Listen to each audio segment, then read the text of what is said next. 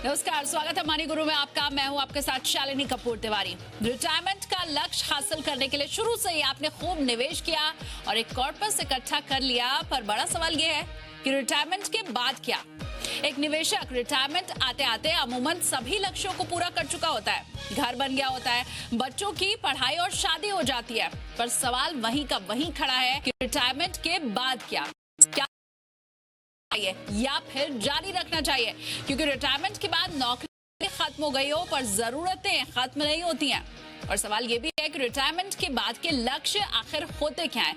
और इन्हीं सवालों का जवाब देने के लिए आज हमारे साथ मनी गुरु में जुड़े हैं certified financial planner Jitendra Solanki. बहुत स्वागत है सर आपका शो में।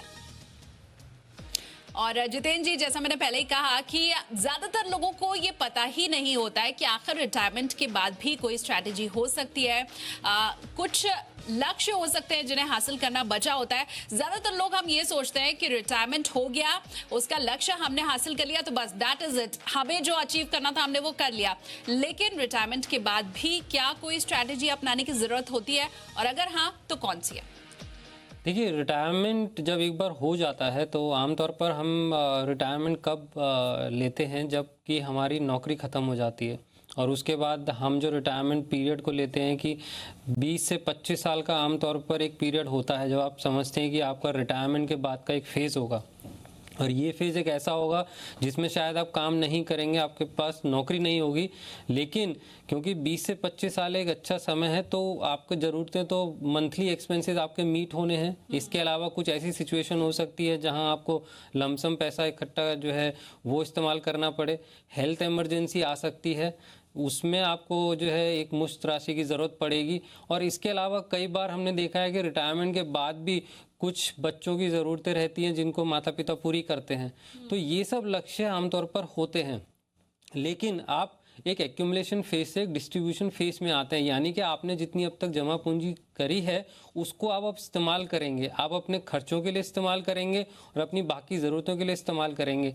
तो जो स्ट्रैटेजी है वो बदल जाती है। जब आप कमाते हैं आपकी स्ट्रैटेजी होती है कि मैं ज़्यादा पैसा जो है जोड़ूं, लेकिन रिटायरमेंट के बाद आपकी स्ट्रैटेजी होती है कि अब मुझे खर्च करना है, अपने लिए खर्च करना है। 2 से 3 साल के लिए नहीं, बल्कि आपको 20 से 25 साल के लिए खर्च करना है। तो आपको एक स्ट्रैटेजी ऐसी बनानी पड़ती है जिसमें कि अगले 6 महीने का भी आपका जो लक्ष्य पूरा हो जाए, 2 साल के भी खर्चे आपके पूरे हो जाएं, और जो 10 साल के बाद के खर्चे हैं वो भी पूरे हो जाएं। तो कैसे होगा ये, क्या क्या क्या करना चाहिए? जी हाँ, तो एक बकेट स्ट्रैटेजी हम बोलते हैं इसको। बकेटिंग स्ट्रैटेजी में क्या होता है कि आप डिफरेंट तरह के बकेट बना देते हैं। बकेट यानी कि इन्वेस्टमेंट बकेट। तो मान लीजिए रिटायरमेंट के बाद, जैसे रिटायरमेंट के बाद अगले 3 साल के खर्चे होने बहुत ज़रूरी हैं, क्योंकि आपकी नौकरी नहीं है तो आपने जितना जमा पूंजी करी है उसी से होने हैं। तो आप जो आपकी राशि है उसमें से एक पैसा आप एक ऐसे निवेश में डाल देते हैं, मान लीजिए सेविंग बैंक में पड़ा है या फिक्स डिपॉजिट में पड़ा है, जो कि आपके अगले 3 साल के खर्चे आप उसमें से विड्रॉ करते रहेंगे। इसके बाद 3 से 10 साल का लक्ष्य आ जाता है कि 3 से 10 साल के खर्चे, उसके लिए आप एक अलग इन्वेस्टमेंट बकेट बनाते हैं। 10 साल के बाद के जो खर्चे हैं उसके लिए अलग इन्वेस्टमेंट बकेट बनाते हैं। तो आप डिफरेंट बकेट बनाते हैं, और इन बकेट का जो लक्ष्य होता है वो ये कि आपको एक अच्छा रिटर्न भी मिल सके और रिस्क फैक्टर जो है आपकी ज़रूरत के हिसाब से उतना ही लिया जाए। यानी कि अगर अगले 3 साल के अंदर मुझे इस्तेमाल करनी है राशि, तो मैं जो है रिस्क नहीं ले सकता, बिल्कुल भी मैं कैश में रखना चाहूँगा। लेकिन 10 साल के बाद अगर उस राशि को इस्तेमाल करना है तो मैं फिर एक अच्छे रिटर्न की उम्मीद करूँगा, क्योंकि जिससे कि 10 साल में पैसा भी ग्रो हो जाए और मेरा कॉर्पस ज़्यादा सस्टेन करे। पर मेरा सवाल ये जितेंद्र जी कि बकेट स्ट्रैटेजी ही क्यों? जिस तरह से एक आम आदमी चलता है उसी हिसाब से क्यों ना चले? क्योंकि ये शब्द भी जो है बकेट स्ट्रैटेजी, मेरे ख्याल से बहुत कम लोगों ने सुना होगा, ज्यादातर लोग जानते भी नहीं है इसके बारे में। क्यों जरूरत है इसकी? देखिए, अगर आमतौर पे देखेंगे तो कहीं ना कहीं बकेट स्ट्रैटेजी को हम यूज़ करते हैं, हम नाम नहीं देते हैं उसको। अब आप जो है आपने एक अलग फंड बना दिया है जो कि आपके हेल्थ के लिए इस्तेमाल होगा। आप एक अलग फंड बना के चलते हैं, कैश में सेविंग अकाउंट में पैसा पड़ा है, आपको पता है अगले 2-3 साल में यूटिलाइज करना है। आप कुछ पैसा निवेश कर देते हैं ये सोचकर कि ये मेरे जो है ग्रैंड सन्स हैं, ग्रैंड डॉटर हैं, उनके लिए इस्तेमाल होगा, तो 10 साल के लिए मैं निवेश कर देता हूँ। तो बकेट हम आमतौर पर बना के चलते हैं, बस उस स्ट्रैटेजी को हम जो है फ्रेमवर्क में नहीं लाते हैं। बकेट स्ट्रैटेजी में हम सारा जो पूरी राशि है उसको लक्ष्य के अनुसार निवेश की फ्रेमवर्क में ले आते हैं, यानी कि हम उतनी बकेट बना देते हैं जितनी हमारी ज़रूरतें हैं। तो अगर मेरे पास लक्ष्य है कि जहां 3 या 4 बकेट्स बननी है तो मैं 4 बकेट बनाता हूं। अगर ज़्यादा लक्ष्य है तो मैं 6 बकेट भी बना सकता हूं। तो जिस हिसाब से मेरे लक्ष्य हैं रिटायरमेंट के बाद, उसी हिसाब से मैं बकेट क्रिएट कर देता हूं। क्यों ज़रूरी हो जाता है वो इसलिए क्योंकि जैसा मैंने कहा, रिटायरमेंट के बाद आपकी स्ट्रैटेजी पूरी चेंज हो जाती है। उसी राशि से आपको अगले 3 साल के जो एक्सपेंस हैं वो भी मीट करने हैं। उसी राशि में से आपको 7 से 10 साल के एक्सपेंस भी मीट करने हैं, और उसी राशि से जो 15 साल के बाद एक्सपेंस होगा वो भी आपको मीट करना है। तो जब एक ही राशि है और इतने सारे लक्ष्य हैं तो मैं सारा का सारा एक जैसे निवेश में नहीं कर सकता, क्योंकि अगर 10 साल के बाद यूटिलाइज करना है तो मेरे पास एक लंबी अवधि है जिसमें कि मैं अच्छा रिटर्न पा सकता हूँ। लेकिन उसी राशि को मैं उसी निवेश में नहीं कर सकता अगर मैं इस पैसे को मुझे 2 या 3 साल के अंदर यूटिलाइज करना है। तो इसलिए हम अलग बकेट बनाते हैं और उस बकेट में हम उसी इन्वेस्टमेंट को चूज करते हैं जो कि मेरे रिस्क और उस लक्ष्य के अनुसार फिट बैठता है। ठीक है, लेकिन बकेट क्या सबके लिए एक जैसा ही होना चाहिए? मतलब जैसे आजकल के युवाओं को अगर हम देखें, जॉब से बहुत जल्दी बोर हो जाते हैं, बहुत जल्दी प्लानिंग शुरू कर देते हैं अर्ली रिटायरमेंट की। वो 60 तक की उम्र का वेट नहीं करते हैं, अपनी लाइफ एंजॉय करना चाहते हैं। तो ऐसे लोग जो अर्ली रिटायरमेंट लेना चाहते हैं, उनके पास कितने बकेट होने चाहिए? ऐसे लोग जो 60 तक काम कर रहे हैं, उसके बाद भी शायद अगर आप बिजनेस कर रहे हैं, कुछ काम आपका जारी है, उन लोगों को कितने बकेट बनाने की जरूरत है? क्योंकि सबके लक्ष्य अलग अलग हैं। देखिए, आमतौर पर अगर यंग फेज में आप शुरू करते हैं तो आपको ज़्यादा बकेट बनाने की ज़रूरत नहीं पड़ती। आप पूल ऑफ फंड से आप यूटिलाइज करते हैं, क्योंकि आपके पास हर लक्ष्य के लिए 10 साल से ऊपर की अवधि है।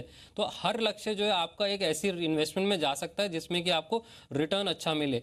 तो शायद मैं कुछ पैसा जो है, जो शॉर्ट टर्म मेरे गोल्स होंगे उसके लिए इस्तेमाल में कर लूँगा, उसके लिए निवेश में रखूँगा, और बाकी जो राशि है मेरे पास वो मैं लंबी अवधि के गोल के लिए रखूँगा। और अगर आप यंग एज में हैं तो जितनी भी लंबी अवधि के गोल हैं जो 15 से 20 साल के अंदर आएंगे या उसके बाद आएंगे, तो उनको मैं जो है इक्विटी फंड में निवेश कर सकता हूँ, वहाँ पे रख सकता हूँ। तो उसको हम पूल ऑफ फंड्स बोलते हैं कि आपने उसको एक पूल में डाल दिया और जैसे जैसे आपके पास लक्ष्य आता गया वैसे आप विड्रॉ करते रहे। तो यंग एज में मुझे शायद 2 बकेट से भी मैं काम चला सकता हूँ, 2 बकेट भी बहुत होंगे। लेकिन रिटायरमेंट के बाद आपके बकेट जो है वो इंक्रीज हो जाते हैं, क्योंकि आपको पास लंबी अवधि के लिए थोड़ा ही पैसा बचता है, बाकी पैसा आपको अगले 10 साल के अंदर यूटिलाइज करना है। तो फिर मुझे अपने लक्ष्य के हिसाब से हर लक्ष्य के लिए अलग अलग बकेट बनाने की जरूरत पड़ जाती है। मैं थोड़ा एग्जाम्पल के जरिए आपसे यहाँ पर समझना चाहूंगी जितेंद्र जी, क्योंकि हो सकता है बहुत लोगों को मुश्किल हो रही हो समझने में। किसी के पास अलग कॉर्पस होता है, किसी के पास ज्यादा होता है। अभी कुछ लोग ऐसे भी हैं जिनकी जो जिम्मेदारियां हैं वो 60 साल की उम्र में खत्म भी नहीं होती हैं। तो मैं चाहूंगी कि अगर आप एक एग्जाम्पल के जरिए समझाएं कि 60 साल की उम्र में अगर मेरे पास, आप मान लें 2 करोड़ का कॉर्पस इकट्ठा है, मैंने रिटायरमेंट के लिए ये लक्ष्य बनाया था, अचीव भी कर लिया, 2 करोड़ का मेरे पास कॉर्पस है, तो अब मुझे बकेट स्ट्रैटेजी के अंतर्गत कितने बकेट बनाने चाहिए? जैसे सपोज 3 बकेट आपने बताया भी शुरू में कि 3 बकेट काफी होते हैं, तो प्लीज थोड़ा एग्जांपल के जरिए समझाएं कि ये कैसे पॉसिबल होगा।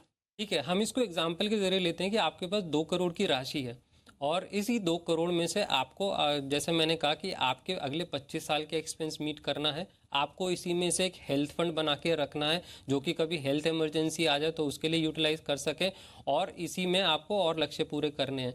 तो अब हम क्या करते हैं कि हम 4 बकेट बनाते हैं।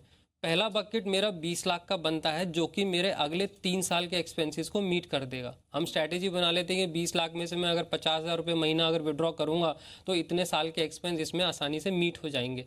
तो मैंने 20 लाख का एक बकेट बनाया और उसको कैश में रखा। वो कैश में फिक्स डिपॉजिट में आ सकता है या लिक्विड फंड्स में आ सकता है या एफडी में रह सकता है, किसी भी जो कि लिक्विड इन्वेस्टमेंट होता है जिस पर रिस्क फैक्टर नहीं होता है वहाँ पर रखा जाता है। दूसरा बकेट आता है जो कि 3 से 10 साल के एक्सपेंसेस को मीट करेगा। अब वो थोड़ा सा जो होराइजन है वो थोड़ा लंबा हो गया, तो उसको मैं कैश में ना रख के उसको मैं शॉर्ट टर्म म्यूचुअल फंड में रख लेता हूँ। और मैं दूसरे बकेट पे आने के पहले एक बार जरा पहले बकेट को और समझना चाहूंगी जितेंद्र जी, चूंकि ये कम अवधि के लिए है, मैंने इसमें कॉर्पस जरूर डाला है, लेकिन अगर मैं कहीं निवेश कर रही हूँ तो जैसे अमूमन होता है नॉर्मल भी, अगर हम निवेश की बात करें तो कम अवधि का जब हम निवेश करते हैं तो हमें उसमें रिटर्न कम मिलता है। तो क्या यहाँ पे भी वही चीज लागू है? अगर मैं साल के लिए या 2 साल के लिए पहले बकेट में पैसे डाल रही हूँ और उससे कहीं हो सकता है लिक्विड फंड में या कहीं और इन्वेस्ट कर रही हूँ तो रिटर्न कम मिलेगा? देखिए, पहला बकेट जो मैंने बात की वो है कि मेरे अगले 3 साल के एक्सपेंस मीट होने हैं। अब 3 साल का मतलब बहुत ही शॉर्ट टर्म है। 3 साल का एक्सपेंस और मेरा जो मंथली एक्सपेंडिचर है वो इसी राशि पे डिपेंड करता है, इस राशि से मैं कितना विड्रॉ कर सकता हूँ। तो 3 साल है तो बहुत ही शॉर्ट टर्म है, वॉलेटाइल इन्वेस्टमेंट में नहीं जा सकता। तो मैं ऐसे इन्वेस्टमेंट में रखूंगा जहाँ पे कि रिस्क बिल्कुल ना हो, क्योंकि मुझे इसी में से राशि में से पैसा विड्रॉ करते चले जाना है। तो जहाँ मेरा पूरा रिस्क नहीं है, वो कैश है, लिक्विड फंड है, मैं यहाँ पे रिटर्न पे नहीं ध्यान दे रहा हूँ, क्योंकि रिटर्न मुझे नहीं कमाना है, मुझे ज़्यादा से ज़्यादा पैसा लिक्विड रखना है और मुझे इसको इस्तेमाल करना है। तो रिटर्न मुझे कम मिलेगा, लेकिन मेरा पैसा लिक्विड रहेगा और वॉलेटाइल नहीं होगा बिल्कुल भी। ठीक है, तो ये जो पहला बकेट है ये आपके मंथली एक्सपेंस के लिए, आपकी रोज की जरूरतों के लिए, हो सकता है कोई इमरजेंसी आपके पास आ जाए तो उसके लिए है।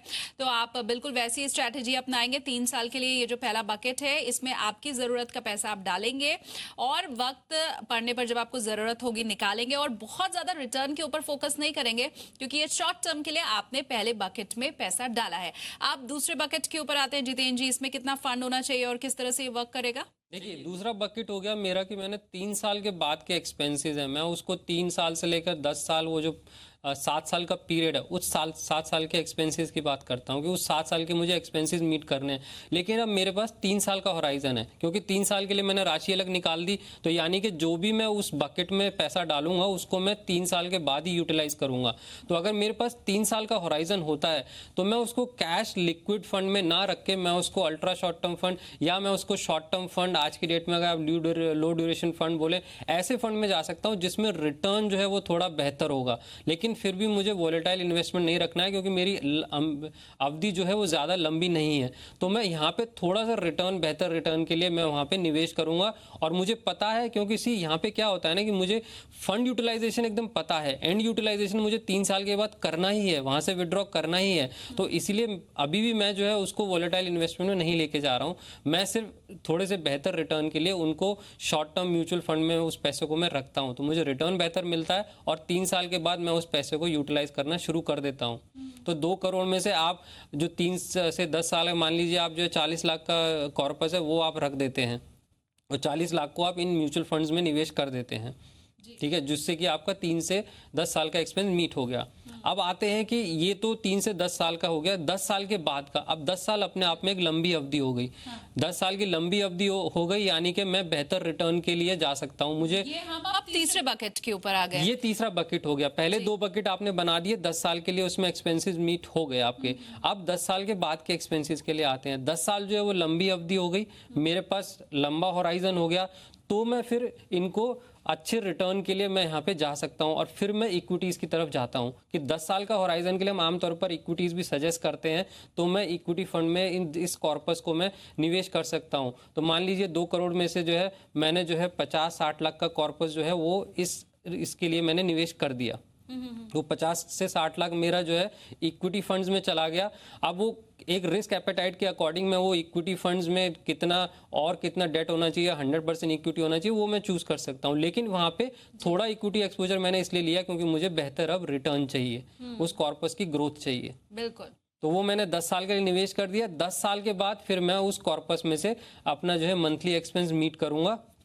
और स्ट्रैटेजी क्या होती है कि आप यूटिलाइज करना शुरू करते हैं, बट पूरा पैसा विड्रॉ नहीं करते हैं। आप जैसे जैसे आपका गोल आएगा वैसे आप विड्रॉ करते हैं जी, ठीक है। तो ये तीसरा बकेट हो गया। तो 3 बकेट आपने बना दिए, जो कि आपके पहले कुछ 3 साल के, 3 से 10 साल के, और फिर 10 साल के बाद के लिए, जो कि आपका 15 साल भी हो सकता है, 20 साल भी होता है, जितना भी आप अवधि लेते हैं। ये 3 बकेट बन गए। इनके अलावा ये आपके मंथली एक्सपेंसेस के लिए हो गए। इनके अलावा चौथा बकेट आ गया जो कि इमरजेंसी फंड हो सकता है। आपके पास आमतौर पर ज्यादा उम्र है तो हेल्थ इंश्योरेंस नहीं है, आप एक हेल्थ फंड बना के चलना चाहते हैं, तो आपने 20 लाख का या 25 लाख का कॉर्पस एक हेल्थ इमरजेंसी के लिए रख दिया। ये आपका वही again ultra short term fund में जो है इन्वेस्ट हो जाएगा, क्योंकि यहाँ पे आप इसको ज्यादा रिस्क पे नहीं रख सकते। हेल्थ इमरजेंसी मैं अगर चाहूँ जितेंद्र जी, तो क्या ये जो चौथा बकेट है इसे ऑप्शनल भी रख सकती हूँ? क्योंकि जैसे शुरुआती 3 साल की हमने बात की और वहां पे हमने एक बकेट भी बनाया, तो मतलब लिक्विड तो हमारे पास हर समय है, तो ये ऑप्शनल भी हम रख सकते हैं क्या, या नेसेसरी है, बनाना चाहिए? ये डिपेंड करेगा आपका जो है, आपने हेल्थ इंश्योरेंस से वो आपका गोल मीट होता है नहीं होता है, आपके पास हेल्थ इंश्योरेंस उम्र में कितना है। अब गवर्नमेंट अगर आप एम्प्लॉय हैं तो CGHS रहता है, आपको शायद ज़रूरत नहीं पड़ती है। लेकिन अगर आप प्राइवेट सेक्टर में आपने जॉब करी है और आप बाई चांस आपने ग्रुप हेल्थ इंश्योरेंस पे आप डिपेंडेंट रहे हैं, तो जहाँ नौकरी खत्म हुई वो हेल्थ इंश्योरेंस खत्म हो गया, इस उम्र में आप हेल्थ इंश्योरेंस लेने जाएंगे आपको कॉस्टली मिलेगा, बहुत एक्सपेंसिव, ठीक है? राइट, बिल्कुल। तो फिर बहुत सी मुझे ऐसी हेल्थ फंड की कंपनीज है जरूरत पड़ जितेंद्र जाती जी। है। अब वक्त है आपकी क्वेरी सॉल्व करने का। पहले कॉलर इस वक्त फोन लाइन पर हमारे साथ जुड़ चुके हैं। निखिल जैन ने मुंबई से हमें फोन किया है। स्वागत है सर आपका शो में। बताएं क्या जानना चाहते हैं। Hello. Thank you so much for selecting my question. I have shared my goals with you. So I haven't started my investment yet. So I need your expert advice before we start making my investment. So I need 20 lakh rupees for in 16 years for my child education, 50 lakhs in 20 years, 1 crore in 26 years, and 7 crore in 30 years. So if you can suggest me some good funds, and the SIP amount which can help me to achieve my goals. बिल्कुल, 4 गोल आपने बनाए और किस तरह से ये achieve होगा, जितेंद्र जी बताएंगे। देखिए, इन्होंने जो गोल दिए हैं अपने, उसमें 16 साल के बाद 20 लाख रुपया चाहिए, 20 साल के बाद 50 लाख रुपया, और 26 साल में 1 करोड़ मैरिज के लिए, और फिर उसके बाद 7 करोड़ रिटायरमेंट के लिए। तो निखिल जी, अगर आपको सारे गोल अगर मीट करने हैं और हम औसतन 12% का रिटर्न अगर अज्यूम करते हैं कि आप अपने निवेश पर पाते हैं, तो आपको लगभग 37,000 रुपये पर मंथ जो है वो निवेश की आपको ज़रूरत पड़ेगी। तो सबसे पहले तो आपको ये देखना है कि ये कंट्रीब्यूशन आप कर सकते हैं या नहीं कर सकते। अगर नहीं कर सकते हैं, कम पड़ता है स्ट्रैटेजी में, तो आपको अपने लक्ष्य जो है वो थोड़े से रिवाइज करने होंगे। जहाँ तक फंड्स की बात है, तो एक लार्ज कैप, मल्टी कैप और मिड कैप का एक्सपोजर अगर आप लेके चलेंगे तो बेहतर है। लार्ज कैप में आप इंडेक्स फंड चूज़ कर सकते हैं, UTI निफ्टी है, ICICI प्रूडेंशियल निफ्टी नेक्स्ट 50 है। मल्टी कैप में कोटक स्टैंडर्ड मल्टी कैप है, मीरे एसेट इंडिया इक्विटी है। और मिड कैप फंड में जैसे L&T मिड कैप है या HDFC mid cap opportunities fund है। तो ये फंड्स हैं, इनका सिलेक्शन आप कर सकते हैं। और भी कैटेगरी और भी अच्छे फंड्स हैं, तो आप फंड्स का जो है मिक्सचर अगर बना के चलेंगे कैटेगरीज का, तो वो एक बेहतर पोर्टफोलियो क्रिएट करेगा। ऑल राइट निखिल, आपको फंड्स भी मिल गए जो आप चाहते थे कि किन फंड्स में आपको निवेश करना है वो पता चल जाए ताकि लक्ष्य आपको हासिल हो सके। All the very best. अगले कॉलर भी फोन लाइन पर जुड़े हुए हैं हमारे साथ। वरिंदर जी ने फोन किया है हमें। स्वागत है सर मनी गुरु में आपका। बताएं जानना क्या है। हाँ जी मैम, मैं बेसिकली मेरे आपसे 3 क्वेश्चन है। एक तो मैम, मैंने जो फंड चूज किए हैं उनमें से मैं कौन से फंड को कंटिन्यू करूं या उसमें चेंज करूं।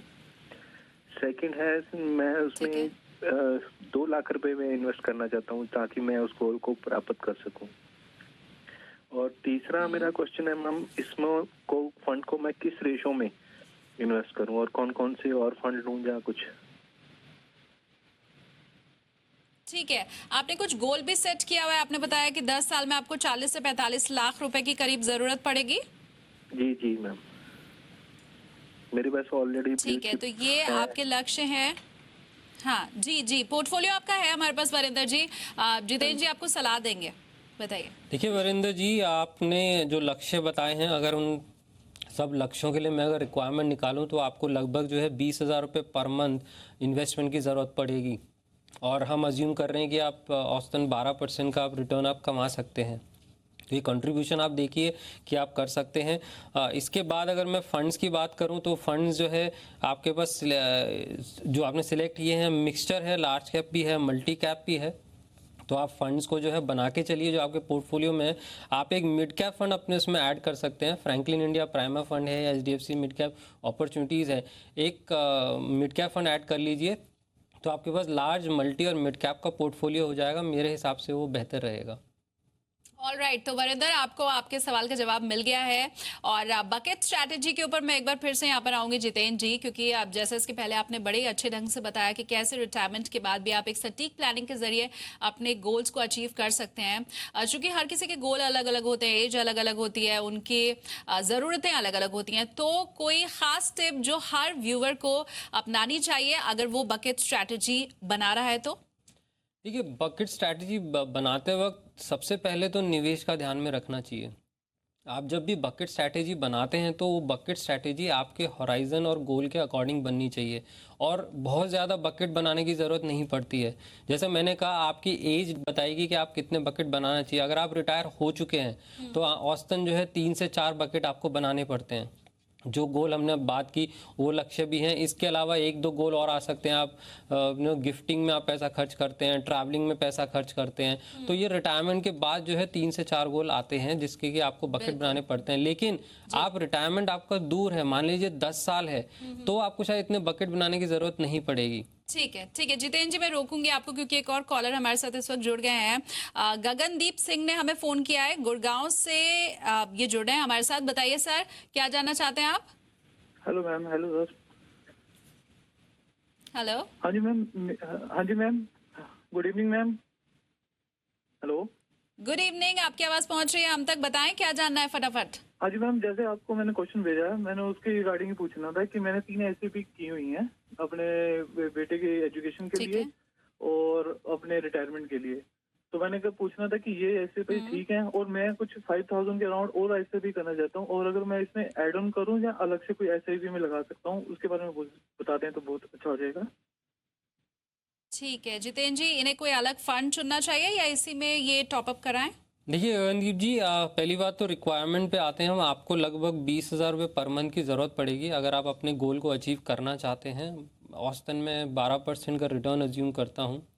तो सबसे पहले तो रिक्वायरमेंट है, उसके बाद फंड सिलेक्शन आपका अच्छा है, लेकिन आपके इसमें लार्ज कैप नहीं है। मेरे हिसाब से यूटीआई निफ्टी इंडेक्स फंड है, एचडीएफसी इंडेक्स सेंसेक्स फंड है। लार्ज कैप फंड को ऐड करने की ज़रूरत है। तो जब आप लार्ज, मल्टी और मिड कैप इस तरह का एक्सपोजर बना के चलते हैं तो वो एक बेहतरीन पोर्टफोलियो बनता है। तो मेरी राय में लार्ज कैप फंड ऐड कर लीजिए, तो आपका पोर्टफोलियो एक अच्छा डाइवर्सिफाइड बन जाएगा। ऑलराइट गगनदीप, हमारी तरफ से भी आपको बहुत शुभकामनाएं। और जितेंद्र जी, आपने हमारे लिए इतना वक्त निकाला और बड़े अच्छे ढंग से आपने बकेट स्ट्रैटेजी को समझाया। बहुत शुक्रिया आपका। धन्यवाद। तो मनी गुरु में फिलहाल के लिए बस इतना, लेकिन आप देखते रहिए जी बिजनेस।